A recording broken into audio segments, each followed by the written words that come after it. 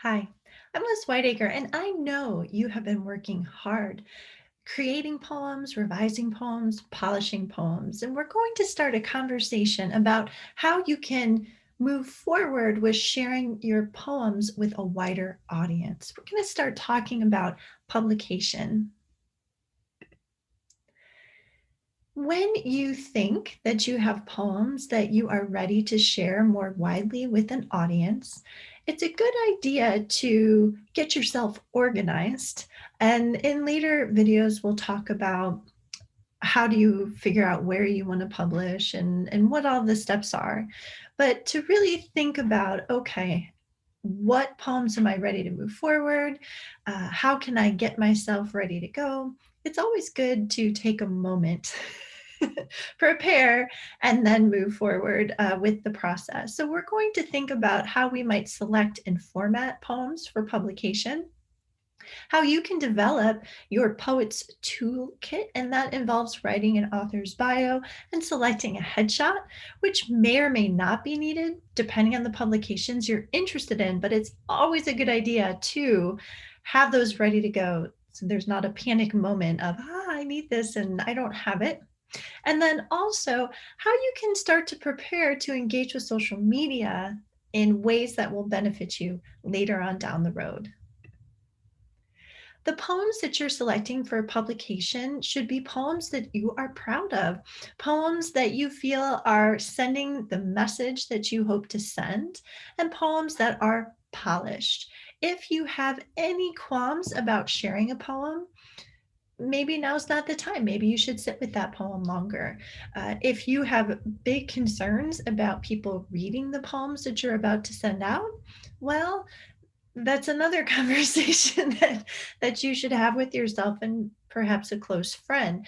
Uh, maybe you would like to use a pen name, or maybe you're not ready to share your poems until you've shared them with the people that you're concerned about reading them, or maybe you never show them. They never know that you've written these poems. So that's something that you should explore. And then you're also thinking about poems that uh, feel ready to let go. You're just, I don't know, sometimes you get to the point where you're just exhausted working with a poem and you're like, well, this is as effective as I can get it. I'm going to send it out in the world and see what happens. And oftentimes that's how you know that you're ready to share a poem, because you're pleased, you don't know what else to do with it. And so sometimes it's a different closed door strategy. It either goes out in the world and maybe gets shared through publication with other people, or it comes back to you, and in that time and perhaps feedback that you get from editors, you're able to revise further down the road, and that can be a helpful part of the polishing process as well. Grouping poems we discussed in the last video, but I think it's worth repeating that there are a lot of different ways you can group your poems. When you go to submit your work for publication, there is a term called simultaneous submissions. Different literary magazines are going to have a preference. If they accept simultaneous submissions, it means that it's okay if you give them three poems and you give the same three poems to other magazines at the same time.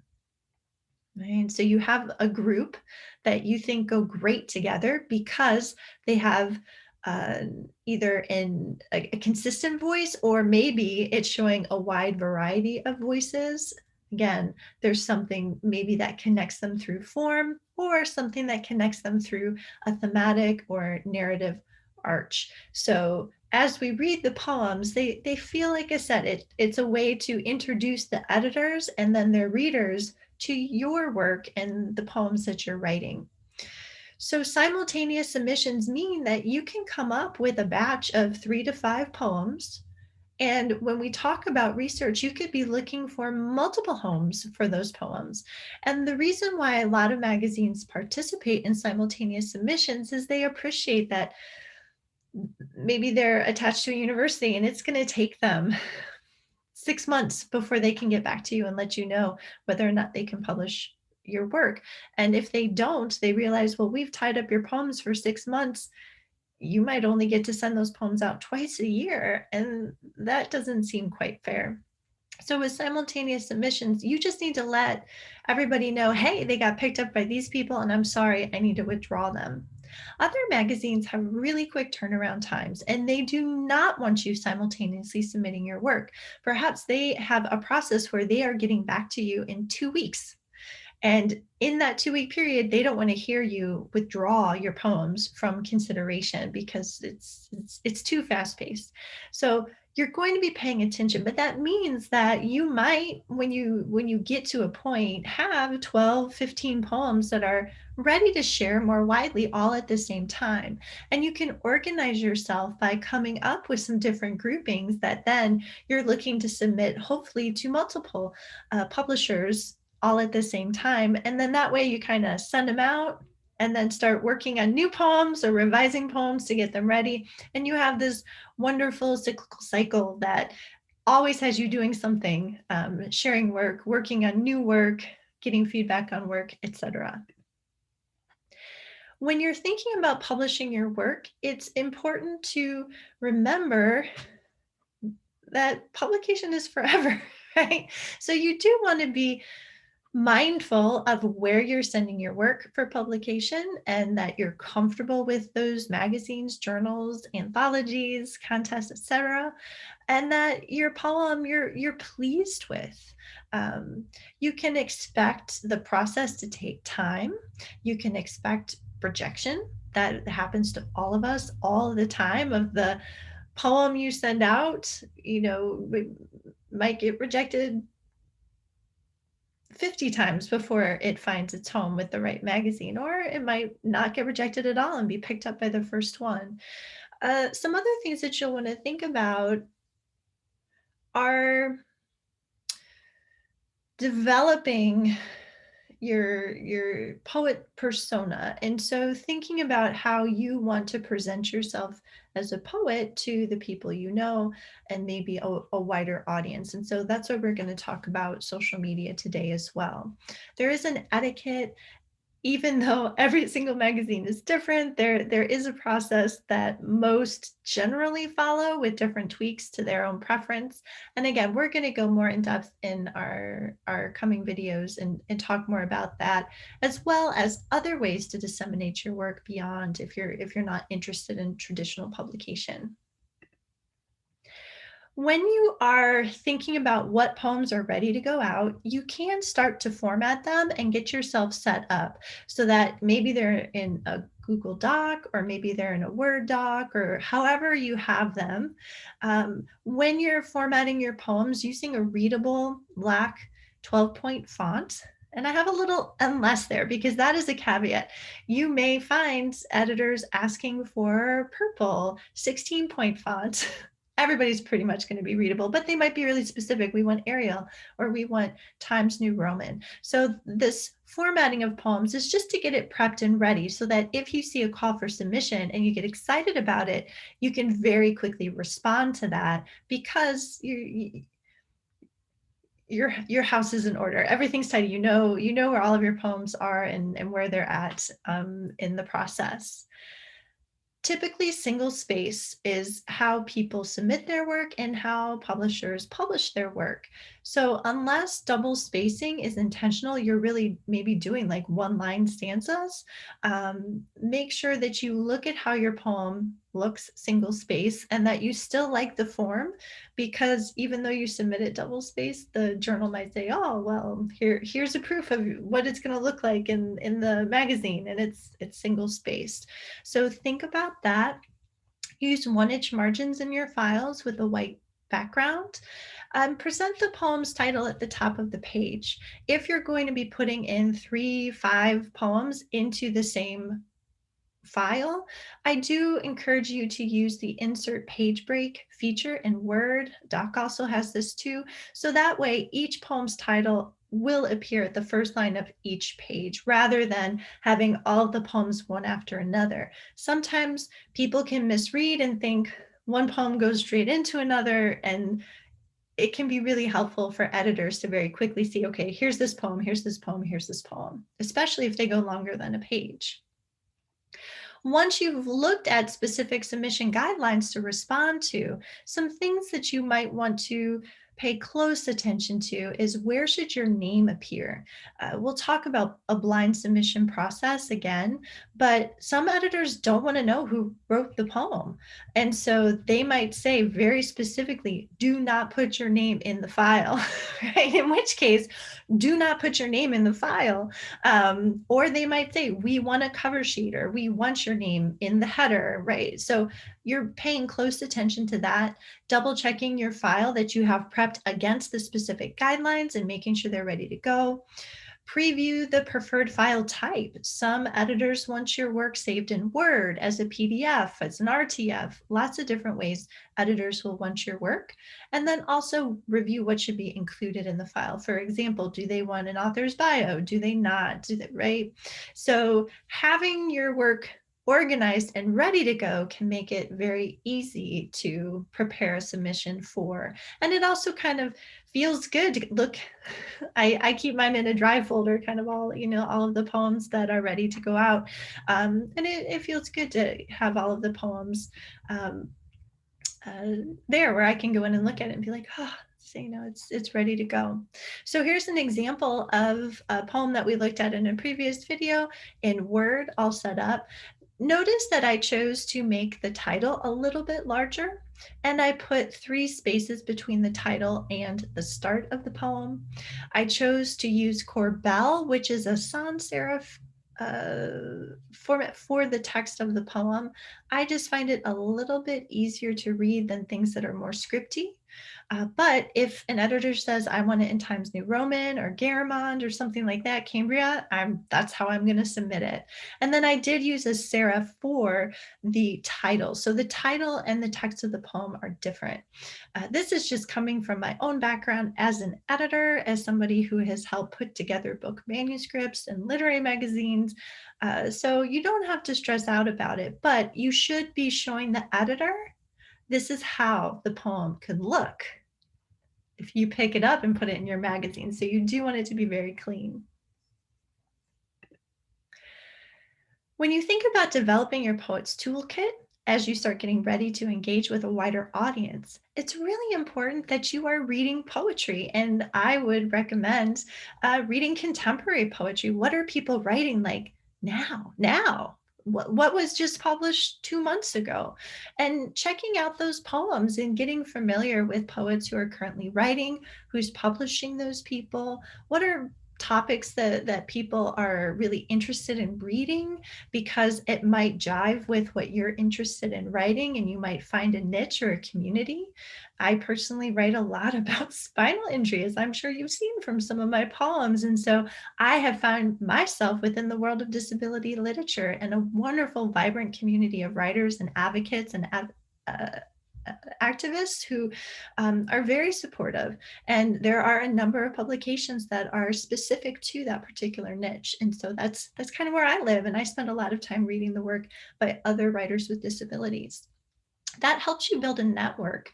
So that way, as you start to read other people's work, and they're doing something you really dig, or maybe even something that's a little bit like what you're trying to do, follow where they're getting published, because those could be places where you could submit your work as well. It can also be a wonderful way as you're reaching out to, as a fan, as a reader, a supporter of their work. Maybe you're following them on Twitter and you like stuff, or you share things that they've been posting with your own followers. It can be a wonderful way for them to learn who you are. And I know of many relationships that have been created because of that kind of engagement through social media. I'm a Facebooker myself, but I've met a lot of poets through other poet friends and through conferences, and we've been able to connect and get to know each other. And some of those have even led to collaborations. So I would also say engage. So go out, figure out where your scene is, read those poems, get to know those poets, learn where the editors are, and engage, be a part of the process, even if you're not ready to submit your work right now, right? Getting a lay of the land is going to help you become a savvy researcher of potential publication venues down the road. And it's just plain fun. Being a great literary citizen is really rewarding. One thing that you can do is create a writer's bio. Now, this is something that you don't need all the time, but I have learned when you need it, you need it. And there is nothing more stressful or worse than trying to write a very professional, cool sounding bio in a few minutes on email and getting it to someone where you know it's going to go into print and be there forever. That's too much stress. And so starting now and having a working document of bios, you know, if somebody, hey, can I get a bio? Go in, pick it up, right? Send it to that person. You know that it's been edited, you know generally what it says, and you know that it will, you know, it might need to be modified for the person asking for your bio, but trust me, it is way better than coming up with stuff on the fly. I have regrets. Be mindful of requested bio counts. To me, a great word count to kind of work around is 80 to 100 words. And then if you're asked for more, you can add. And then if you're asked for less, you can cut away and make it smaller. You'll want to write your writer's bio in third person, unless an editor specifically requests first person. It's very rare. Sometimes it happens. And then looking at whoever has asked for your bio and see what the style is can also be helpful. I am a less is more person, right? I want the bare minimum that you need to know about me out there, whereas other people really tell you a lot about themselves. So getting familiar with how bios are written and what you personally prefer to know about people can be helpful for what you know you want to put in yours. And then also some publications are, people come up with these very clever, funny, witty, right? Like kind of silly bios. And it's good to know going in that you don't pull just your standard professional bio and then feel like, oh, I'm not a part of the group here. If I had known, I could be funny, right?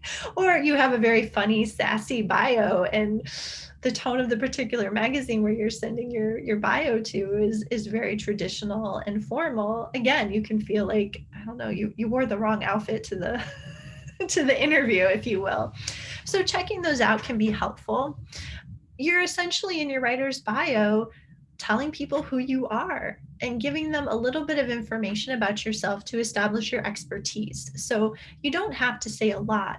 If you're asked for something more substantial, you might add things if you've won any awards or if you've had publications elsewhere, maybe some specific examples of things you've accomplished or things that you're doing with the writing community, passions.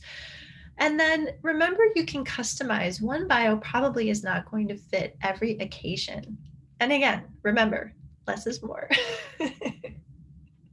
So this I screenshotted out of my own bio Word document. And so I have literally all of these there and even a few more with a title for, is this author teacher, author editor, general author, right? And I have some other presenter ones, trainer ones as they go, because I appreciate that depending on the rhetorical situation, I will want to establish my expertise in different ways.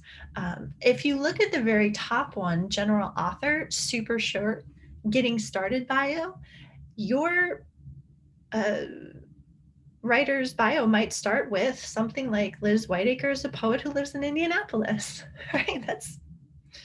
It lets you know what I do, where I am in the country. That's all you have to share. So if you're feeling a little nervous, like I haven't done anything, like I just started writing poetry, what? It can be that simple.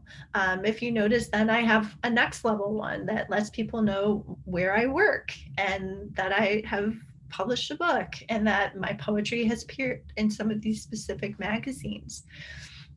Then there's another one that focuses on what some of the editing I've done in the past. And there's one that focuses on teaching. So again, you can have kind of a standard that then you're working around and revising. And as you come up with a good one that you like, keep it in that bio folder. This can be helpful beyond just writing situations. A lot of times you might be asked, hey, you need a bio for LinkedIn. Hey, we need a bio for this particular event going on. Hey, we need a bio for our website. And so getting comfortable having information you would like to highlight and share with other people, and knowing that there are no typos, all of those sorts of things can be a very comfortable and might make you quicker to participate in opportunities that come up rather than be like, oh, I've got so, no, that seems like such a pain, right? Selecting a headshot. You will be asked for a bio more frequently than you are asked for a headshot. But I find that headshots in the past kind of freaked me out. So I was like, oh, what? You want? What? And it always came around a time of my life where I didn't really have any pictures on hand that I was excited about. So I am much savvier now. And here are some tips for how you can select a headshot and have those headshots on hand. So that way, when somebody asks for something, boom, you're ready to share it.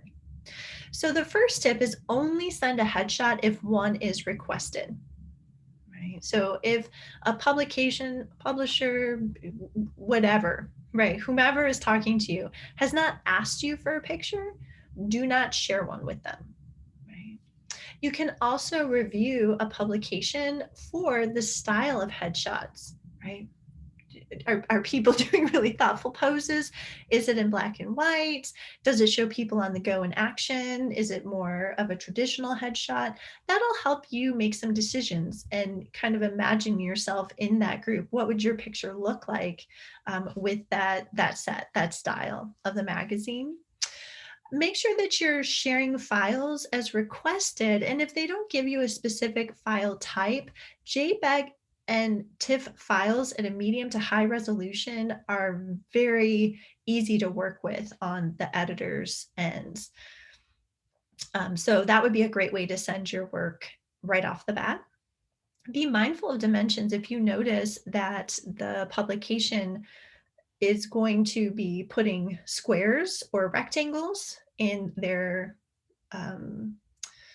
publication, but then they might also do stuff on, say, Instagram or Snapchat where they're going to be using squares.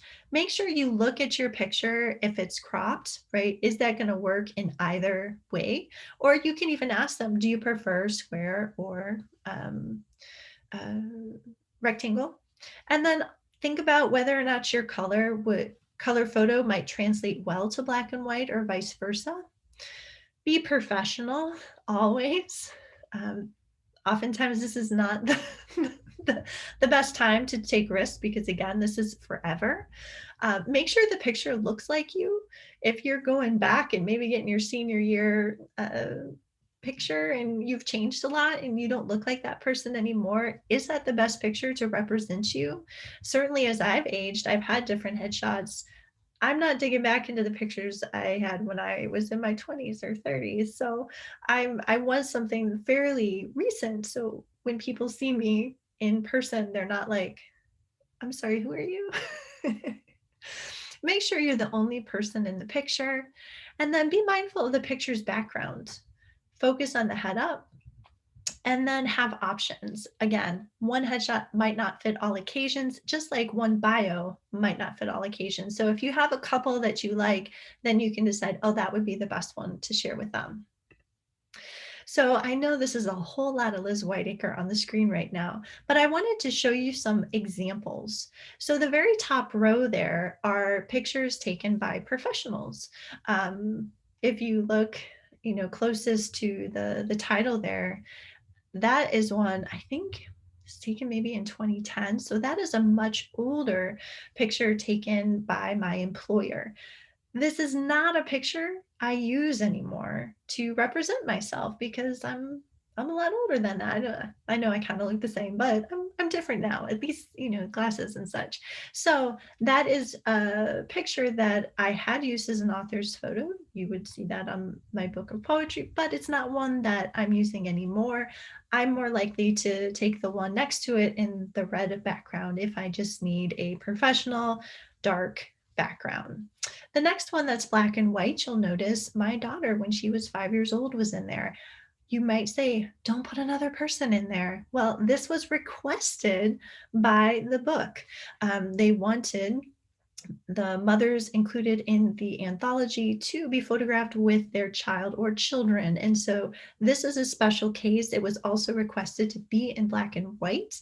So I made sure when I was working with my friend, who's a great photographer, that all of those requirements were kept in mind when she was taking the picture for us. And then the next one is a picture that was taken while I was facilitating a workshop at a conference. So here, this is an action shot.